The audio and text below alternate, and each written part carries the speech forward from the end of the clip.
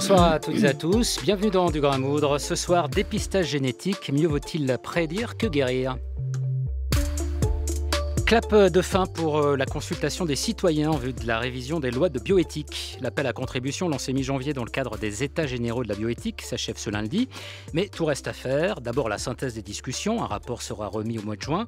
Puis l'écriture d'un projet de loi à l'automne prochain en vue de l'adoption d'un nouveau texte en 2019. Parmi les thématiques susceptibles de faire l'objet d'un changement législatif, il y a les examens génétiques. Des examens très encadrés en France. Ils ne peuvent être autorisés qu'à des fins médicales ou de recherche scientifique, par exemple dans le cadre d'un diagnostic prénatal. Leur but, révéler d'éventuelles mutations sur un ou plusieurs gènes, ce qui peut conduire à l'apparition de maladies. De tels examens posent une multitude de questions sur la nature des bénéficiaires, sur la nature des maladies recherchées et bien sûr sur l'utilisation des informations qui sont recueillies. Alors, ce sont des questions qui ne sont pas nouvelles, mais dont les réponses peuvent évoluer en fonction notamment des progrès de la médecine génomique. Alors, dépistage génétique, vaut-il mieux prédire que guérir ? C'est la question du soir en compagnie de deux invités. Ségolène Aimé, bonsoir. Bonsoir. Vous êtes médecin, généticienne et épidémiologiste, directrice de recherche émérite à l'INSERM, chargée de mission maladies rares à l'Institut du cerveau et de la moelle épinière. Et vous êtes par ailleurs la créatrice d'Orphanet, un site dédié aux maladies rares. Pour discuter avec vous, Cynthia Fleury, bonsoir. Bonsoir. Philosophe et psychanalyste, vous êtes professeur au CNAM, titulaire de la chaire Humanité et Santé, membre du CCNE, Comité consultatif national d'éthique. Vous avez été la co-rapporteure d'un rapport en 2016, Réflexion éthique, ça c'est le titre du rapport, Réflexion éthique sur l'évolution des tests génétiques liés au séquençage de l'ADN humain à très haut débit. Fin du titre.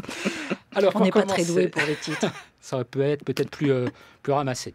On va démarrer peut-être en faisant quand même un petit peu de pédagogie, en tout cas en posant une question qui peut sembler un petit peu assez banal, mais je vous la pose quand même, Ségolène Aimé. Ça sert à quoi de faire un examen, un test génétique ? D'ailleurs, examen génétique, test génétique, on peut dire que c'est la même chose. Oui, bien sûr. Ça sert à quoi ? Alors, en médecine, ça sert à diagnostiquer les maladies génétiques. Donc, ça a une fonction très classique et ça rend de multiples services parce que quand on a une maladie grave ou un problème de santé grave, on a envie de savoir pourquoi. Donc ça donne un nom à la maladie, ça dit quelle est la cause de la maladie, et ça dit aussi quel est le risque que d'autres personnes de la famille soient atteintes de cette maladie, et ça donne aussi le pouvoir éventuel de dépister cette maladie chez d'autres apparentés. Ça donne la possibilité éventuellement, si les gens le veulent, peut-être d'organiser un diagnostic prénatal ou préimplantatoire. Donc ça ouvre des tas de possibilités d'agir sur des maladies où jusqu'à l'avènement des tests génétiques, on n'avait absolument rien à proposer aux familles. Donc ça a beaucoup de vertus. Donc on peut dire que ça donne un certain nombre d'informations, Cynthia Fleury, qui permettent de prendre des décisions qui sont différentes en fonction du type de test qui va être mené et du moment où on va les mener. Alors oui, ce qui a été dit et qui est important, c'est que déjà sortir de ce qu'on appelle l'errance diagnostique, ça fait partie déjà d'une certaine forme de cure. Je dis bien évidemment, ça ne vient pas, parce que c'est une chose de nommer la maladie, ça participe du projet thérapeutique, mais hélas, ce n'est pas parce qu'on nomme la maladie qu'on va la guérir. Donc ça, mais quand même, ça participe. Donc ça déjà, c'est un point essentiel. Et puis après, effectivement, d'anticiper toute une série de choses avec la parentèle. Après, c'est pas si simple. C'est pas si simple de bien interpréter ce qui est donné, puisque vous avez des données brutes et puis vous avez l'interprétation de ces données. Et dans l'interprétation de ces données, entre le diagnostic et la prédiction, c'est pas du tout la même chose. Et puis, c'est pas parce qu'on vous donne des données qui sont relatives à un sujet, entre guillemets, aussi statisticien, que ça vous concerne vous. C'est-à-dire que vous avez à tel ou tel pourcentage, vous pouvez tel ou tel développer telle ou telle maladie, ça ne veut pas dire spécifiquement que vous la développerez. Donc, tout dépend, si vous voulez. Quand vous êtes diagnostiqué sur une maladie, c'est relativement intéressant. Mais ce n'est pas pour autant que vous avez la réponse à cette maladie. Quand, en revanche, vous avez des données incidentes, parce qu'on viendra en parler, là, pour le coup, c'est beaucoup plus compliqué parce que ces données incidentes, vous ne savez pas forcément quoi en faire, ni comment les partager avec autrui, etc., etc. Est-ce qu'on peut dire que ces données incidentes, Ségolène Aimé, on les connaît de mieux en mieux aujourd'hui et ça permet d'avoir une probabilité pour le diagnostic de plus en plus affinée, disons ? Alors, je vais répondre à votre question, mais avant, je voudrais rebondir sur ce qui vient d'être dit pour clarifier pour les auditeurs. Moi, j'ai parlé du diagnostic. Et le diagnostic, c'est quand l'anomalie génétique va causer automatiquement, avec une certitude, la maladie. Donc, on est vraiment là dans un acte médical simple de diagnostic. Après ça, on sait qu'il y a un certain nombre de maladies où il y a une petite contribution de la génétique à la survenue de la maladie, mais il y a bien d'autres facteurs environnementaux ou même liés à bien d'autres gènes, et où finalement la génétique ne contribue pour une petite part. On peut prendre quoi comme exemple? Certains cancers ça peut entrer dans ce cadre-là? Tout à fait. Certains cancers peuvent rentrer dans ce cadre-là. Les maladies auto-immunes rentrent tout à fait dans ça, mais aussi l'hypertension artérielle ou l'hypercholestérolémie, etc. Il y a des petits facteurs génétiques ou toutes les maladies rhumatismales, mais les gènes ne sont pas suffisants pour que la maladie se développe. Il y a par ailleurs d'autres événements. Et là, le test génétique va avoir déjà beaucoup moins de puissance puisqu'il ne va vous donner qu'une probabilité éventuelle de développer la maladie, mais sans vous en donner une certitude. Et on rentre dans une autre médecine qu'on connaît aussi très bien parce qu'on a beaucoup d'expérience, qui est cette médecine probabiliste où on a des facteurs de risque mais qui ne sont vrais qu'à l'échelon de la population. C'est-à-dire on peut dire vous avez 20% de risque de développer une maladie du foie, une maladie des reins, mais on ne peut pas vous dire si ça sera 100% pour vous ou 0% pour vous. C'est 20% pour la population générale. Mais justement, cette médecine probabiliste, est-ce qu'elle est de plus en plus sûre, pointue, au fur et à mesure que la recherche avance? Et non. Et moi, je vous dirais que non, au sens où, oui, on peut de plus en plus mettre des noms de gènes derrière ces facteurs génétiques, mais pour autant, ça ne réduit pas l'incertitude qui est liée à l'intrinsèque de la survenue de ces maladies, qui est liée à un peu de génétique et beaucoup d'environnement. Et donc ça ne changera pas.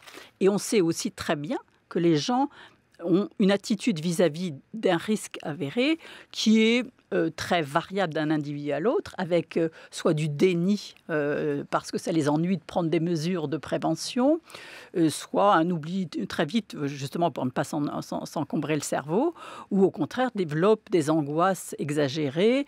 Donc c'est une médecine qui est très compliquée et qui n'a de sens que si réellement on a quelque chose à offrir en termes de prévention. Et ça, c'est pas souvent le cas. Et c'est peut-être d'ailleurs ce haut niveau d'incertitude, Cynthia Fleury, qui fait que c'est un sujet qui n'est pas qu'un sujet uniquement médical, mais qui concerne finalement l'ensemble de la population et que ça rentre complètement dans le cadre des états généraux de la bioéthique. Oui, c'est vrai, parce que en fait, c'est toute une fantasmatique par rapport à la question de la guérison, de la santé non pas éternelle, mais en tout cas ce qui est normal. On veut le meilleur pour soi, on veut le meilleur pour ses enfants. Nous sommes dans un monde en plus où la question du rapport au corps, la question de la santé comme performance, être en bonne santé est à la fois un dû pour le citoyen, mais c'est aussi une manière d'affirmer sa puissance. C'est comme un avantage comparatif. Je vais être un petit peu désagréable, mais je veux dire que la santé est quelque chose de social aussi. C'est pas que quelque chose qui renvoie à une histoire propre. Après, c'est clair que aujourd'hui, la médecine génétique, c'est une médecine qui apporte sur des maladies qui sont précisément génétiques des réponses assez extraordinaires parce qu'elles nomment enfin le problème, elles orientent considérablement la recherche. Derrière, il y a des investissements de façon lourde qui peuvent être portés par des politiques publiques, par d'autres types d'investissements. Et donc ça, c'est un enjeu absolument considérable. Ensuite, effectivement, il y a tout ce qui concerne ce mythe un peu de tout serait génétique, ce réductionnisme génétique. Et comme on vient de le dire, l'épigénétique fait que tel ou tel gène va s'exprimer ou pas, et que donc ça ne veut strictement rien dire de rentrer dans une espèce de folie génétique où si tu me dis mon génome, je vais savoir à l'avance tout ce qui va se passer de ma vie. Donc on sort un peu de ça, mais on a encore cette petite tendance un peu mythique, un peu délirante chez certaines personnes qui ne comprennent pas encore qu'est-ce que le génétique renvoie à un système de données à interpréter et qu'en aucun cas ça vient dire, si vous voulez, un programme figé de votre vie. Vous êtes d'accord avec ça, Ségolène Aimé ? Complètement. Les gens confondent complexité et complication. Si c'était compliqué, on arriverait un jour à s'en sortir, mais c'est pas compliqué, c'est complexe. C'est-à-dire que les gènes ont des interactions entre eux, ils ont des interactions avec l'environnement, l'expression des gènes varie au cours de la vie. On a des mutations qui arrivent tout au long de la vie après la fécondation.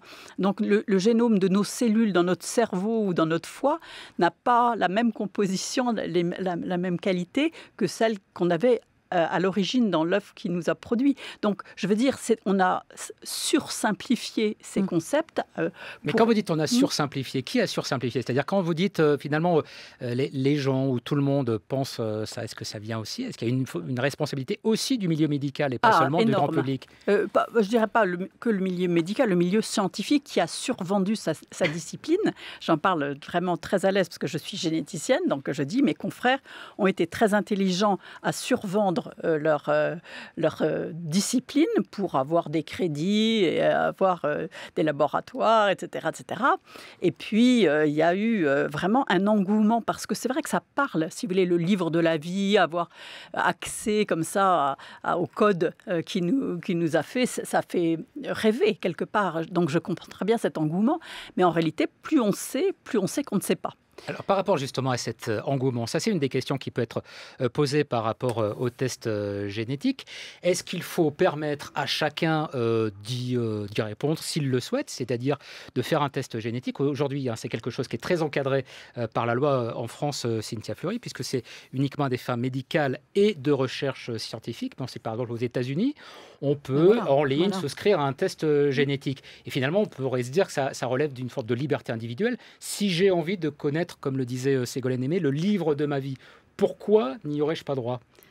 Le problème, c'est que... Alors, la France est effectivement, comme souvent, les lois françaises sont souvent plus restrictives que d'autres pays. C'est la culture française, une culture forte de régulation et de tentative de venir déconstruire comme ça les fantasmes des uns et des autres. Si vous prenez 23andMe, par exemple, qui est un organisme qui vous propose tout simplement en envoyant un tout petit peu de salive de vous donner votre génome. Et d'ailleurs, alors il y a plusieurs, quand on regarde les motivations de ceux qui font ça, il y a plusieurs motivations. Il y a d'abord la motivation génomique récréative. Tiens, j'ai envie d'avoir le séquençage de mon génome comme j'aurais un tableau de moi-même. Voilà, ou un arbre généalogique, par exemple. Un arbre généalogique. Donc, d'avoir un petit peu, de savoir d'où je viens, connaître un peu mes racines, comme ça. C'est très elliptique. D'autres qui sont déjà dans une idée plus diagnostique, de savoir s'ils vont contacter telle ou telle maladie, tel ou tel pourcentage, sachant que tout ça n'est pas quand même d'une clarté infinie. D'ailleurs, quand vous faites le test de 23andMe, à chaque fois, on vient vous dire, est-ce que vous êtes vraiment sûr que vous voulez la réponse à est-ce que ça, vous allez développer tel ou tel, est-ce que vous avez des chances de développer l'Alzheimer, est-ce que vous avez des chances de développer Parkinson, etc. Comme ça, on essaye de créer des paliers. Et puis, il y a ceux, de manière, et ça, on oublie ça, mais il y a ceux qui, ce qu'on appelle, pratiquent les révélations d'eux-mêmes, le publicness, parce qu'ils considèrent que ça participe de la recherche. Ça participe à la recherche, ça fait partie du bien commun de donner en partage son génome pour venir alimenter des cohortes de génomes des populations, etc. etc. Donc vous voyez, là, c'est très... c'est pas qu'un problème de liberté individuelle. Je veux dire, pour certains, c'est aussi une liberté de participer du bien commun de la science. Je ne dis pas que c'est le cas pour tout le monde, mais on voit là encore que le spectre des motivations est assez large. Alors, parmi ces trois approches justement que vient de nous proposer Cynthia Fleury, est-ce que les trois pourraient justifier, selon vous, Ségolène Aimé, que l'on élargisse l'accès justement aux tests génétiques? Bon, la dimension récréative, on peut se dire que ça fait de mal à personne. Oui. La dimension récréative, moi, j'ai aucune opposition à ça. Simplement, il faut communiquer sur le fait que ça n'a aucun intérêt. Enfin, ça n'a absolument aucun intérêt au sens où ce qui est fourni par les laboratoires qui font ce type d'analyse, ce sont des tableaux avec votre sur-risque, votre sous-risque pour un certain nombre de traits, qui sont assez banaux. Et à la fin, si vous voulez, ils vous disent vous avez 1,4 votre facteur de risque pour le Parkinson, c'est 1,4. Ça veut dire qu'au lieu d'avoir 1% de risque, vous avez 1,4% de risque. Bon, qu'est-ce que ça vous fait, franchement, de savoir ça, à part vous inquiéter un tout petit peu? Ça vous multiplie par 2 le risque d'Alzheimer. Bon, je veux dire, qu'est-ce que vous allez faire avec ça? Donc, si je veux peut-être regarder encore sur Internet et me dire, tiens, je vais essayer de voir qu'est-ce qu'il faut que je fasse pour prévenir l'apparition d'Alzheimer ou l'apparition si on avait la moindre possibilité de prévenir l'Alzheimer ou de vous traiter, ce test ferait partie du package qu'on vous donnerait en médecine. Donc, moi, je dis que la France a eu une approche très, très raisonnable ces 20 dernières années, de dire ce n'est pas anodin, on le sait que ce n'est pas anodin, ce type d'information. Si c'est utile, ça doit être offert par le système de santé et donc pris en charge, et on a d'excellentes consultations, on connaît la dimension psychologique de ces tests, on accompagne les gens, etc. On les accompagne après la révélation. Si ça n'a aucun intérêt, on ne rembourse pas, donc on ne prend pas en charge le système de santé, et donc on enjoint les gens de ne pas le faire parce que ça n'a aucun intérêt. Mais de là à interdire de le faire, là je pense qu'on est allé trop loin, parce qu'il n'y a pas de justification, sauf à dire, ce que disent quand même beaucoup de collègues qui sont surchargés dans les consultations de génétique, c'est que les gens vont se faire des tests aux États-Unis et ensuite reviennent avec le résultat qu'ils ne savent pas interpréter dans les consultations de génétique pour se le faire expliquer. Donc il y a une petite incidente, si vous voulez, sur la consommation de soins. Mais pour moi, c'est marginal et donc je ne vois aucune raison de ne pas autoriser ça, sachant que pour autant, je veux dire, ça ne sert à rien. Ça ne sert à rien aujourd'hui. C'est juste ça qu'il faut l'acter. Moi, je dis que ça ne servira jamais à rien. Parce que dans les maladies communes, ça n'apportera jamais plus d'explications que ça ne peut en apporter. La génétique, la génomique, n'est qu'un facteur d'explication très faible par rapport au facteur d'environnement. Donc, il vaut mieux dire aux gens de ne pas trop manger, courir, bien respirer, etc., que de se faire des tests génétiques. Oui. Je suis assez d'accord, mais c'est vrai que vu qu'on considère, si vous voulez, que la science évolue, qu'au travers de... je vous dis ce qui est du côté sociétal. Du côté sociétal, vous avez cette idée que, de fait, les interprétations génétiques sont elles-mêmes soumises à des évolutions et que des données qui sont, par exemple, quand on se pose la question de stocker un certain type de données, de les interpréter, on ne sait pas nécessairement comment les interpréter aujourd'hui. On saura peut-être les interpréter mieux demain. Et donc, ça veut dire, d'une certaine manière, que le séquençage de mon génome, demain, pourrait être interprété un tout petit peu différemment selon les données scientifiques du moment et qu'à ce moment-là, non pas que ça prédit, mais ça peut éventuellement m'aider à mieux orienter. En tout cas, c'est comme ça que ça peut être pensé. Mais ce n'est pas ce que vous, ce que vous pensez. Mais vous pensez que ça ne sert strictement à rien. Et ça ne servira jamais à rien. Qu'est-ce qui vous fait être à ce point certaine que, disons, les informations qui seront délivrées par ces examens, par ces tests génétiques, ne pourront pas être davantage utiles dans le futur qu'ils ne le sont aujourd'hui? Parce que, si vous voulez, les études sur la contribution de la génomique aux maladies communes, elles ont déjà été faites. On ne va pas découvrir qu'une hypertension artérielle est plus génétique, elle ne l'est actuellement dans les textes, dans les livres. Je veux dire, on sait que la plupart des... Non, mais on peut apprendre plus de choses de l'épigénétique. Alors, de ce qui peut venir, oui, mais pour autant, transformer... comme les facteurs déterminants sont des facteurs environnementaux, c'est sur cela qu'il faut travailler, non pas sur la génomique. En revanche, ce qu'il faut faire, c'est continuer à investir dans la recherche, parce que la recherche, par définition, on ne sait jamais où ça va déboucher et les bonnes choses que ça peut apporter. Donc, éventuellement, ça pourra donner des pistes sur des traitements et des choses comme ça. Donc, moi, je suis pour investir massivement dans la recherche. Je dis que simplement que dans l'exercice de la médecine, c'est-à-dire dans le soin, on ne doit offrir que des tests validés et là où c'est réellement utile. Et pour le reste, ça ne doit pas être remboursé, mais ça peut être autorisé. Oui, je suis assez d'accord. Justement, sur la question de l'investissement dans la recherche, il y a eu une émission, il n'y a pas... Ah bah alors, je vous laisserai, vous vouliez dire quelque chose, Cynthia Fleury? Il y a eu une émission, il n'y a pas très longtemps, de René Friedman, Matière à penser sur France Culture.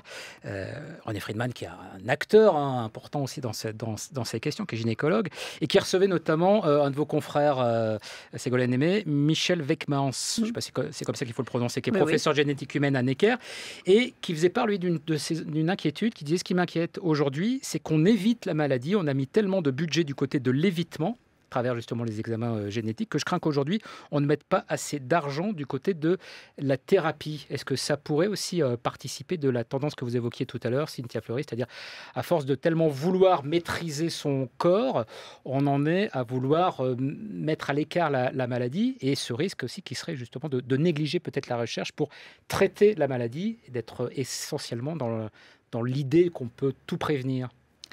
Alors, difficile de répondre à cette question. Ce qui est certain aujourd'hui, en tout cas ce qui est dit, et je ne sais pas si c'est spécialement lié sincèrement à la question de la médecine génomique, mais il y a un problème global de... plus d'accès sur la thérapeutique, plus d'accès sur la clinique, plus d'accès sur le colloque singulier. Par exemple, on parle souvent de médecine personnalisée avec la médecine génomique, alors que c'est plutôt une médecine de précision, mais qui n'est pas nécessairement personnalisée au sens où voilà, on a dans l'idée de relation de personne à personne entre le médecin et moi-même. Non, vous êtes réduit à un certain type de données aussi. Bon, donc ce qui n'est pas si simple. Donc aujourd'hui, on sait également que sur la question de la prévention, la question de la prévention, la France est assez faible. On a moins de 3% des dépenses publiques qui sont liées à la prévention. Donc tout ça fait que voilà, tout ce qui, en gros, a une vision beaucoup plus holistique de la santé, et non pas que techniciste et génomique, est en mal. En France, très clairement. Nous, si on a mis en place une chaire des humanités et corrélée à la santé, c'était parce que précisément, on voulait simplement rappeler cette chose, qu'une maladie n'est pas un sujet malade. Et que vous avez beau... et qu'en fait, on ne soigne jamais une maladie. On soigne toujours un sujet malade, ce qui est un tout petit peu différent. Est-ce que les tests génétiques ne peuvent aider à avoir une approche un peu plus holistique? Eh bien, ça dépend. Alors, si vous n'avez pas une approche réductionniste du génome, bien au contraire, ça sera de toute façon, encore une fois, l'ignorance n'a jamais été un facteur de liberté, si j'ose dire. Donc, la connaissance, c'est au contraire ce qui vient aider l'être humain à fabriquer de l'autodétermination, à être plus agent de sa vie, etc. Donc, bien au contraire, ça rendra la médecine plus humaine. Mais si vous êtes dans des compréhensions, comme on a dit tout à l'heure, un peu binaires, de ce qu'est la génétique, et de penser qu'elle a inscrit votre vie avant l'heure, et que vous avez un phénomène de télescopage du temps, parce que quand on vous fait une annonce, voilà, à l'inverse, non. Est-ce que les examens génétiques, aujourd'hui, Ségolène Aimé, permettent d'avoir une meilleure politique de prévention sanitaire que lorsqu'il n'existait pas? Et est-ce que la loi actuelle, la loi française, puisque ça fait aussi partie, bien entendu, des enjeux de ces états généraux de la bioéthique, de voir s'il y a nécessité ou pas de modifier notamment la loi sur ce sujet, est-ce que la loi encadre correctement, finalement, l'usage qui peut être fait de ces tests génétiques? Moi, je trouve que le système français est absolument remarquable. Donc, moi, je suis une fan de l'encadrement des tests génétiques en France. On est le seul pays au monde à avoir des lois de bioéthique. Même si vous nous avez dit que vous étiez contre l'interdiction du recours aux tests. Non, je dis on pourrait très bien avoir le même système d'encadrement pour tout ce qui est d'intérêt médical. Et tout ce qui n'a pas d'intérêt médical aux yeux de la santé publique peut être libéralisé, mais à ce moment-là, les gens payent de leur poche et voilà, ils s'offrent ça comme ils s'offriraient... ce qu'ils font déjà. Voilà, ce qu'ils font en passant une par très petite fraction des gens. Vous savez, c'est extrêmement marginal, la consommation de tests, car en gros, les gens, ils n'ont pas envie d'avoir de mauvaises nouvelles. Oui. Or, c'est en gros que des mauvaises nouvelles que vous allez avoir. Donc, je pense, ma prédiction, c'est qu'il n'y aura jamais d'engouement pour ce genre de choses. En revanche, il y a une forte sollicitation mercantile pour consommer ces tests, mais ça n'a rien à voir avec vraiment le souhait profond des gens. Donc je ne crois pas qu'il y ait beaucoup d'intérêt pour ça dans la population générale, et en tous les cas en France, je n'en observe pas. Vous venez donc que vous êtes une fan de la loi actuelle. Est-ce que c'est aussi votre cas, Cynthia Fleury? Peut-être que comme membre du CCNE, je ne sais pas si vous avez la possibilité vous avez répondu à la question. vous prononcer plus précisément. Comme membre du CCNE, je n'ai absolument pas la possibilité de me prononcer. Donc voilà, le CCNE va rendre un rapport prochainement et on verra précisément parce que voilà, quand il va rendre son rapport, il va rendre un rapport par rapport à toutes les auditions qu'il a mises en place. C'est pas un avis là pour le coup qui va être donné par le CCNE. Ce n'était pas et donc on verra. Et je dirais que ça viendra dire ce que pensent les sociétés savantes, les associations de patients, parce que c'est aussi très important. Les associations de patients sont très... elles défendent quand même assez grandement le principe d'une recherche justement sur des questions de médecine génomique. Et puis tous les autres grands corps qui vont venir effectivement et que nous avons auditionnés ces derniers 6 mois. Sur les maladies qu'on recherche, sur les anomalies qu'on recherche, Ségolène Aimé, la loi aujourd'hui, elle est quand même assez restrictive. Est-ce qu'il n'y aurait pas intérêt peut-être à élargir le champ de la recherche ou en tout cas à permettre, par exemple, d'utiliser des données qu'on va découvrir un peu par hasard en faisant des tests génétiques? J'ai cru comprendre que ce n'était pas le cas aujourd'hui.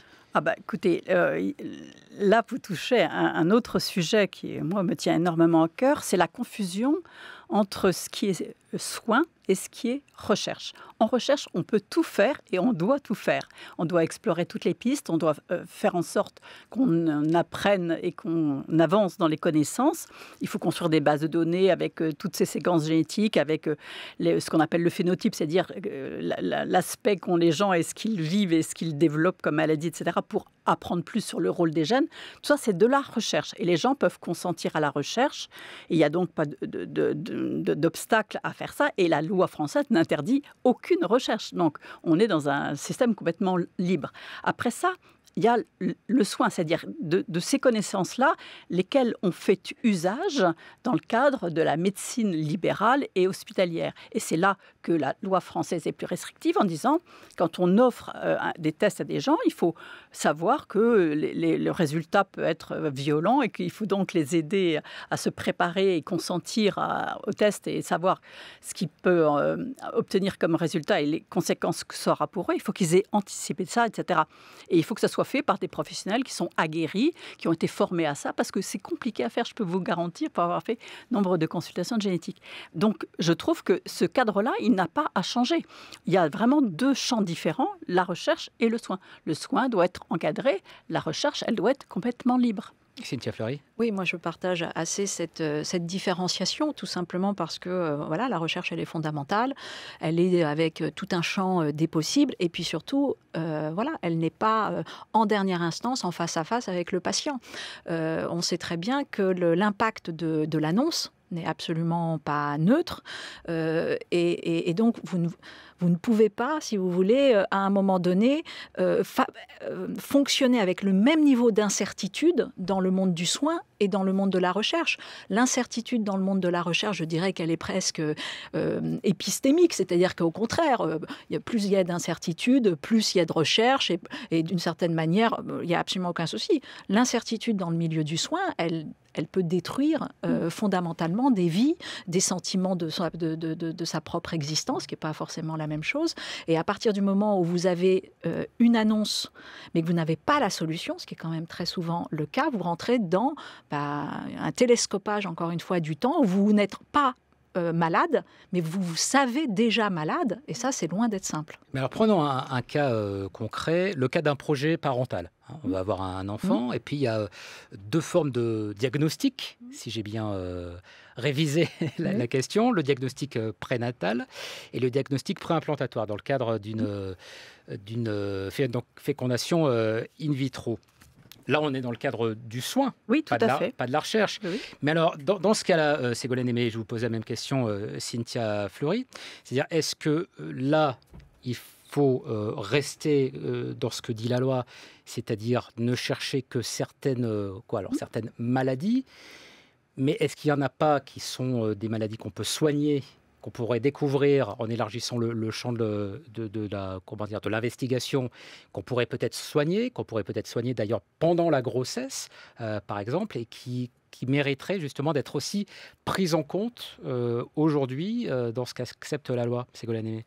Alors, ça, on n'en a pas encore parlé du diagnostic prénatal et du diagnostic préimplantatoire. Donc, on va commencer avec le diagnostic prénatal. Si on a accès aux cellules du fœtus, qu'on peut maintenant faire même avec une simple prise de sang chez la mère, on commence à être assez outillé technologiquement pour pouvoir faire des analyses sur de l'ADN qui est du fœtus dans le sang maternel.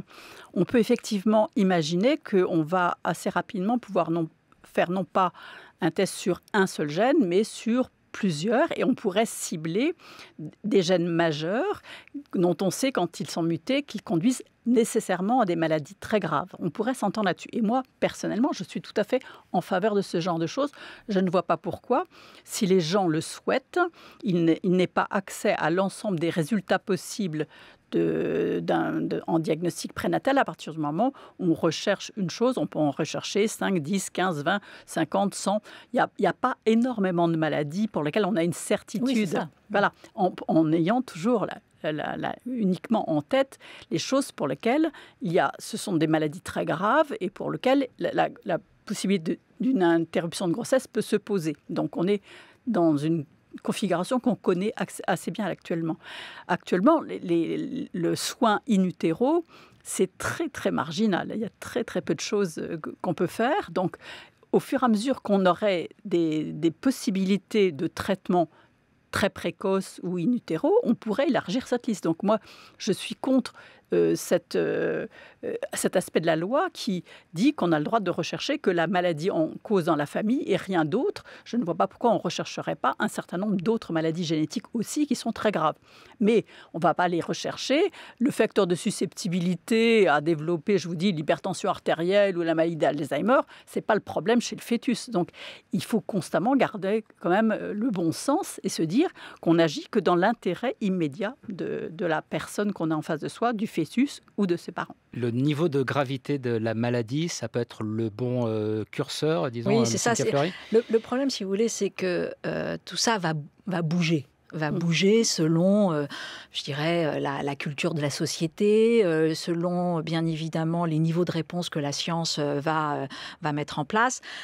Donc aujourd'hui, on est plutôt assez restreint, c'est vrai, toujours dans cette approche très normative française. C'est vrai qu'on pourrait l'ouvrir de manière un tout petit peu plus forte sans que cela ne soit délirant. Mais on a toujours si vous voulez, cet argument qui pourtant ne tient à rien de la pente glissante, en disant bah non, si on ouvre, ça y est, alors on va faire, ça va être trop, etc. Alors que non, il y a un bon sens. Et effectivement, ce bon sens, c'est d'abord aussi les questions de mutualisation et de solidarité nationale, de voir aussi, parce que tout ça a un coût, donc d'interroger ce coût, et puis après de vérifier le bénéfice sur les patients. Et si ce bénéfice est réel, bien évidemment qu'il faut aller dans ce sens-là.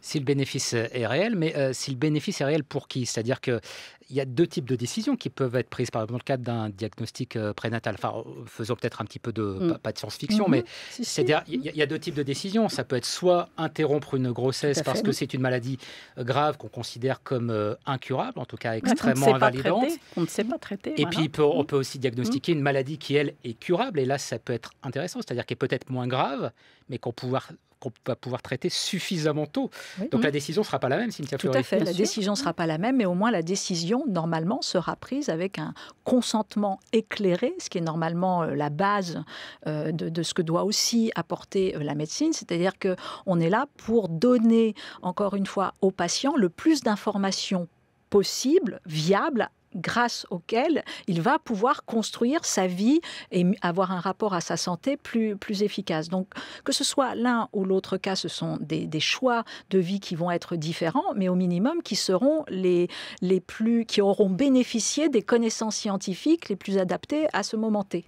Ça se passe toujours de cette manière aujourd'hui, Ségolène Aimé, c'est-à-dire dans un consentement absolument éclairé, dans l'état des connaissances du moment, bien sûr. Actuellement, le diagnostic prénatal ne se fait que sur une seule pathologie, qui est la pathologie pour laquelle le couple est à haut risque et qu'on souhaite contrôler. Donc, c'est plus simple d'informer les gens parce qu'il n'y a qu'une seule maladie à discuter. Et avec ces options qui s'offrent à eux, l'interruption médicale de grossesse, la préparation de la naissance psychologique et médicale quelquefois, quand ils souhaitent poursuivre la grossesse, ou le traitement in utero qui est beaucoup plus rare. Voilà. Si on se mettait à faire des diagnostics hors du contexte de la maladie de la famille, on en rentre dans ce qu'on appelle du dépistage. Là, on dépiste au sens où on n'a pas d'indication qu'il y a de risque particulier. On irait chercher des choses qui n'ont pas de raison particulière d'atteindre ce couple. Et à ce moment-là, dans le dépistage, on a aussi une très longue expérience. Ça fait plus de 30 ans qu'il y a du dépistage néonatal au moment de la naissance.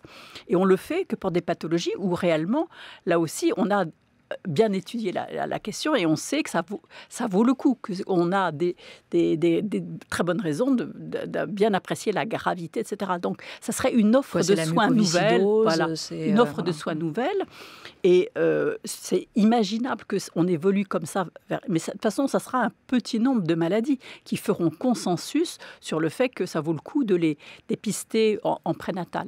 C'est assez rassurant par rapport au risque de dérive eugéniste. Même si on n'a pas prononcé ce terme-là, mais évidemment, tout le monde y pense. Qu'est-ce qui fait, finalement, Cynthia Fleury, que vous misez à ce point sur le bon sens? C'est-à-dire, c'est parce que jusqu'à présent, on n'a pas été confronté à ce type de dérive-là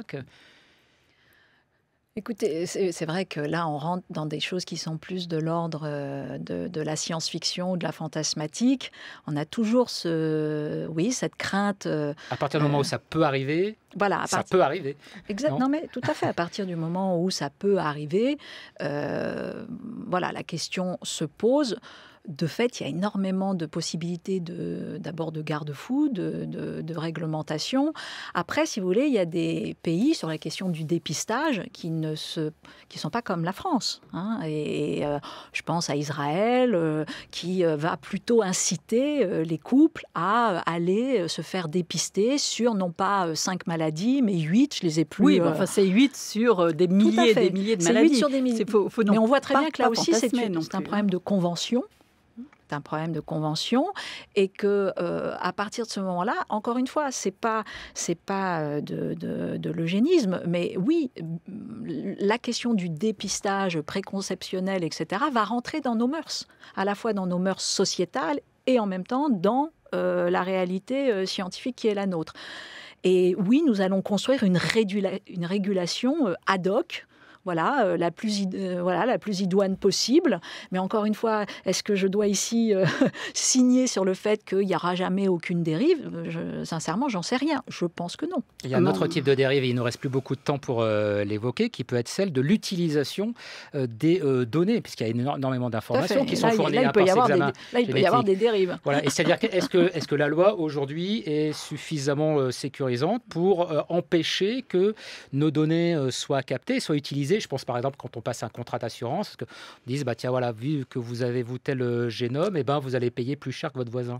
Écoutez, aujourd'hui on a une des lois françaises et même un cadre européen de protection des données personnelles assez fort, peut-être le plus fort même à l'international. Ça c'est vrai. Maintenant, c'est pas si simple parce que les gros data centers et les gros propriétaires de données, c'est ni la France, ni l'Union européenne, mais ce sont des entités, des multinationales qui n'ont aucune. En tout cas, la déontologie scientifique de protection des données n'est pas leur culture de base, voire leur culture du tout. Et donc, oui, là, il y a des dérives, même si, bien évidemment, chacun de dire « mais non, pas du tout ». Mais oui, la convergence des données, la possibilité d'une discrimination, c'est tout à fait possible. C'est une question à laquelle vous êtes sensible, Ségolène Aimé? Je suis très sensible à ça, mais c'est aussi rien de nouveau sous le soleil. C'est-à-dire que les assureurs et les employeurs ont toujours cherché à savoir le plus possible possible sur les individus qu'ils assuraient ou qu'ils employaient, et que maintenant, ils font ça en utilisant les réseaux sociaux pour aller débusquer des tas d'informations sur les gens.